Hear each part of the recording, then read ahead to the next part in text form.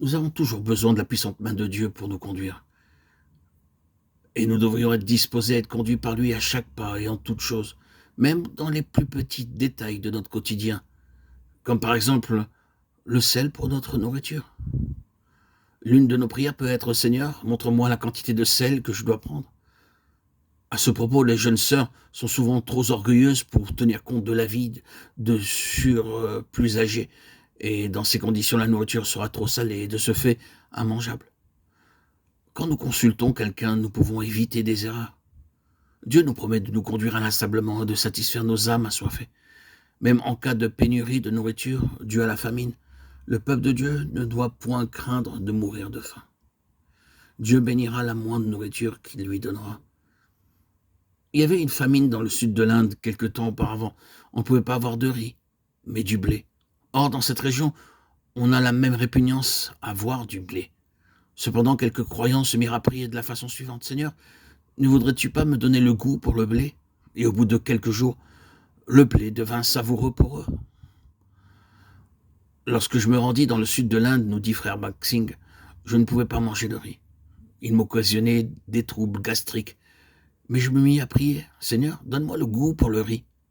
Le Seigneur déclare ici, dans Ésaïe 58, 11, que même dans le cas de sécheresse physique ou spirituelle, il ne nous laissera pas mourir de faim.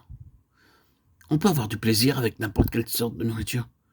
Ah, nous dit frère Baksing, j'ai déjà visité 20 pays différents et j'ai dû manger différentes sortes de mets, mais j'ai eu beaucoup de plaisir à manger ce que l'on me servait et je l'ai fait de très bon appétit.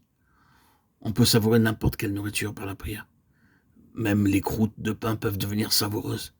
Si vous priez, si vous dites: Oh Seigneur, bénis ma nourriture et veuille la multiplier, il tiendra alors sa promesse.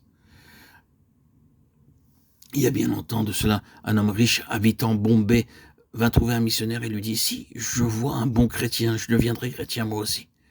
Il le conduisit dans une petite localité du district de Bombay vers le milieu du jour, au moment où un balayeur chrétien prenait son repas, qui consistait en quelques croûtons rassis que quelqu'un lui avait donnés. Ce n'était pas du mouton, ni du curry, ni quelque autre mets savoureux, délicieux. Avant de manger, l'homme ferma les yeux et se mit à prier.